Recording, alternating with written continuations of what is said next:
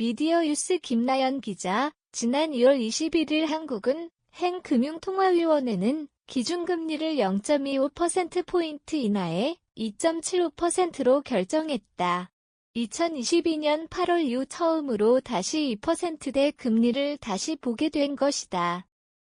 무려 31개월 만의 변화다. 그렇다면 한국은행은 왜 이런 결정을 내렸을까? 기준금리는 한 나라의 금리 체계를 대표하는 정책금리로 모든 예금, 대출 금리의 기준이 되는 중요한 지표다. 한국은행이 정책결정기구인 금융통화위원회는 매년 8차례 정례회의를 통해 기준금리를 조정하는 데 이를 통해 시중 유동성과 물가를 관리한다.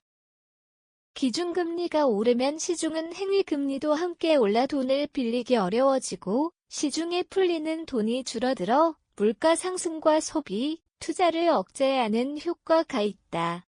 반대로 기준금리가 내리면 시중은 행금리도 함께 내려가고 돈을 빌리기 쉬워져 시중 유동성이 풍부해진다. 이에 따라 소비와 투자가 늘어나 경기 활성화로 이어지는 흐름이다. 이번 기준금리 인하는 이러한 메커니즘을 적극 활용한 사례다. 한국은행은 외환시장의 경계감은 여전하지만 물가 상승률이 안정세를 보이고 가계부채 증가세도 둔화하는 가운데 성장률이 급격히 떨어질 가능성에 주목했다. 이에 경기 하방 압력을 완화하기 위한 선제 대응으로 금리 인하를 결정한 것이다. 특히 이번 금리 인하의 가장 큰 이유는 경기 둔화 우려로 보인다. 최근 우리 경제는 수출 증가세가 둔화하고 내수도 기대만큼 살아나지 못하고 있다. 여기에 고용시장 흐름마저 부진하고 소비 심리 역시 위축된 상황이다.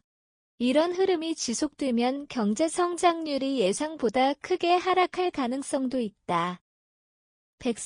날이 이 될 수도 있는 만큼 한국은행은 미리 대응에 나선 것이다.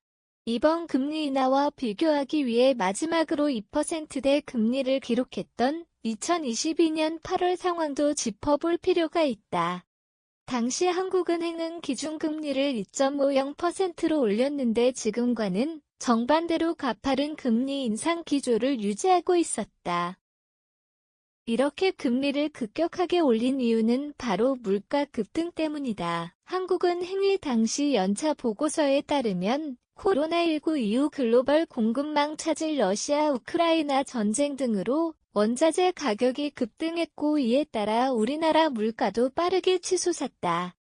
실제로 2022년 소비자 물가 상승률은 5.1%로 무려 24년 만에 가장 높은 수준을 보였다.